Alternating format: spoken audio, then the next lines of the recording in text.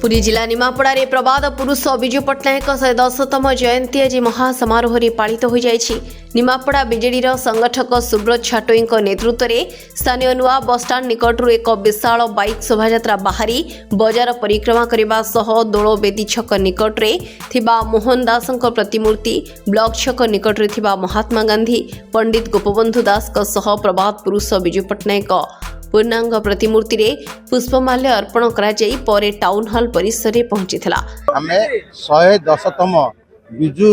जन्म जयंती का धूमधाम रे पालन करिछु निमापड़ा टाउन हॉल थारे एवं आज जो निमापड़ा गोप निर्वाचन मंडल रो जो कर्मी माने उत्साह सहित आज आस्थिले आज तांको मुहरु हम जानिबा को पाउथिलु जे जो 2 मास तो 3 मास है किसी मन रे गोटा किसी दुग्धा थिला किसी ज्ञानी थिला जहाँ को पाई जो कथा पाई आज निराश भाव थिला आज से कथा सब भूली समस्त कर्मी माने आज आमर जो 110तम जन्म जयंती आज समस्ते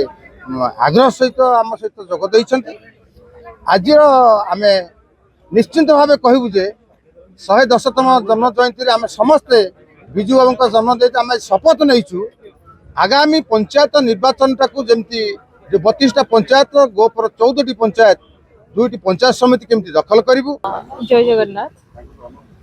आज आम 110तम बिजु जयंती पालन करुचे तेणुक मो बिजु बाबू पादपद्म मोर शत शत प्रणाम जनाऊँ।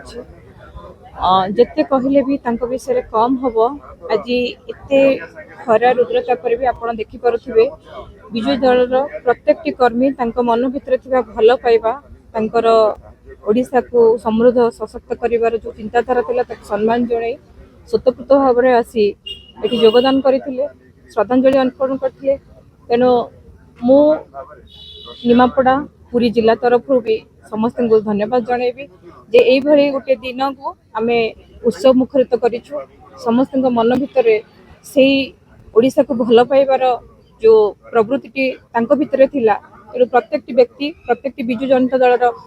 कर्मी भितर मुझे आग्रह उद्दीपना देखा पाई। सेठारे आयोजित स्मृति सभा मुख्य अतिथि रूपे निमापड़ा निर्वाचन मंडलीर संगठक सुब्रत छाटोई, पुरी जिला महिला सभानेत्री कस्तूरीबाला स्वाई, निमापड़ा बीजेडी सभापति भाग्यधर खटोई,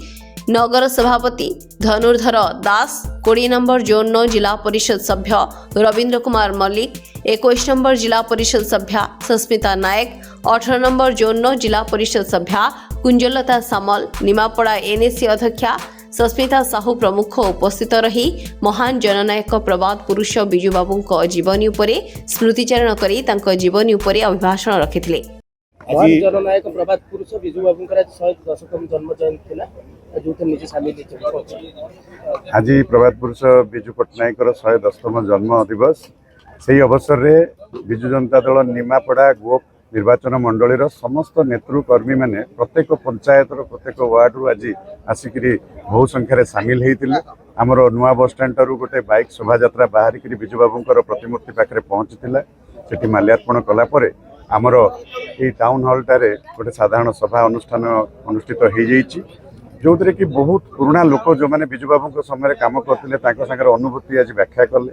आगामी जो युवपीढ़ी बहुत जिन से जानी नथिले से आज बहुत जिन जनागला से जानवा पाइले बिजु बाबू ना केवल ओडिशा ना केवल भारत से जड़े विश्वर अनन्य नेता जे कि गोटे बहुत सुंदर पायलट थिले स्वाधीनता संग्रामी शिल्पपति राजनीतिज्ञ से सब प्रकार थिले सी जड़े महापुरुष एवं तांकर गाथा प्रत्येक पुरपल्ली रे पहुंचबार आवश्यक रही। निमापड़ारू Bibhuti Mahapatra report news X Odia.